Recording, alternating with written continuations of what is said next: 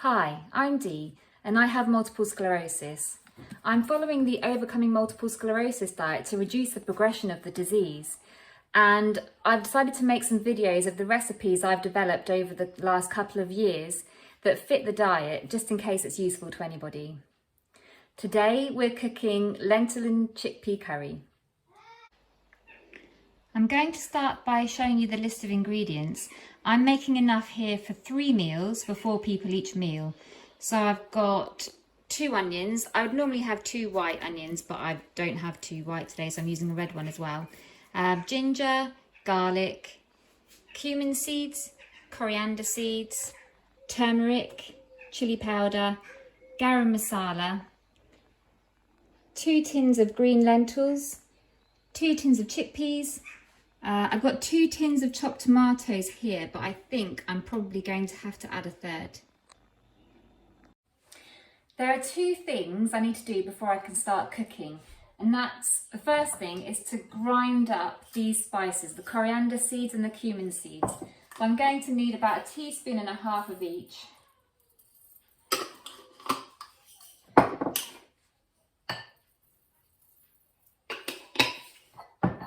And grind them up as much as you can for about a minute, that's all. And the next thing I have to do is grate the onions, garlic and ginger. I've got a cousin-in-law called Amita who's a wonderful cook, and her parents actually owned the famous Moonlight Tandoori restaurant in Oxford. The grating is the tip that she gave me. It does get your eyes though.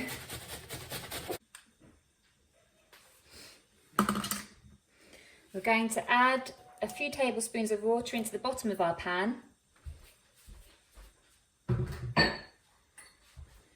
Then we're going to add our ground coriander and cumin seeds, just for about a minute until we can smell them.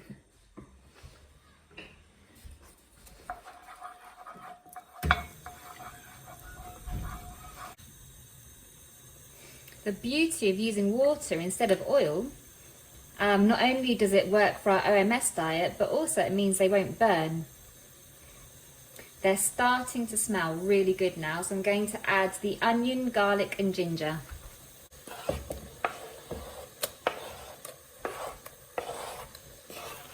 They've been grated just, I guess, to increase the surface area, to give us extra flavour, but also it's released loads of the juices, and that will really help with the flavour.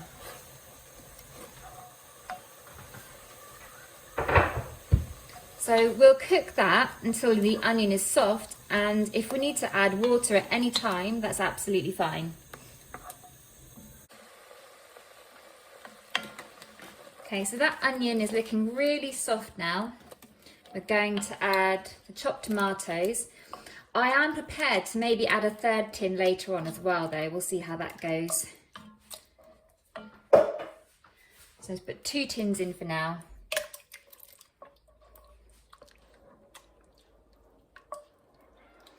And let that simmer for a couple of minutes before we add our spices.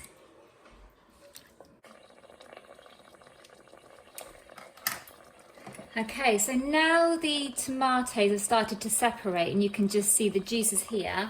That's a good time to add the spices.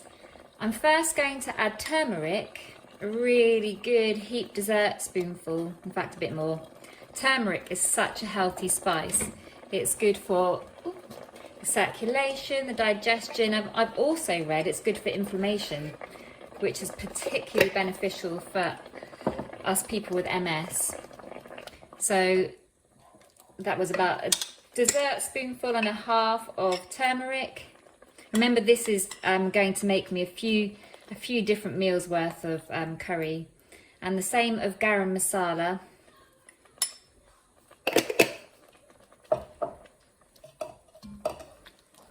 Give it a good stir.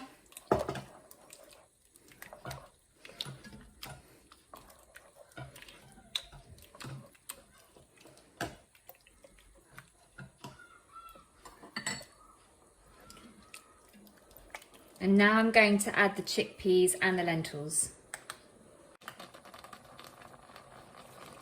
There, so I've just put them in, I'm going to give them a stir. I did drain them first.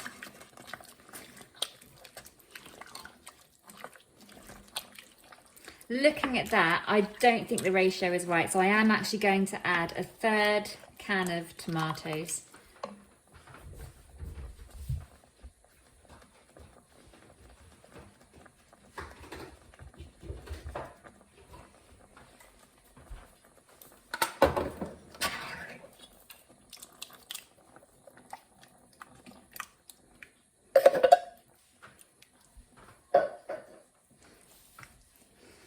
Now, you might like the taste of this as it is actually, so have a taste now.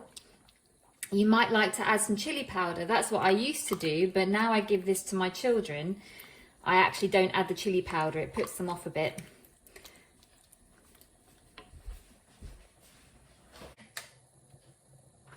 And this is the kind of consistency you're aiming for. So if at any point you need to add some more water, just go for it. And leave that as long as you possibly can. Amita cooks her curries for hours and they taste amazing. I've cooked this for 18 people before, and I started it at breakfast time, and then when I went out I turned it off, then I came back and simmered it for another hour, then turned it off when I went out, and so on. Just simmer it for as long as you can, and it doesn't have to be in one big go. Chickpea and lentil curry. Thank you very much for watching.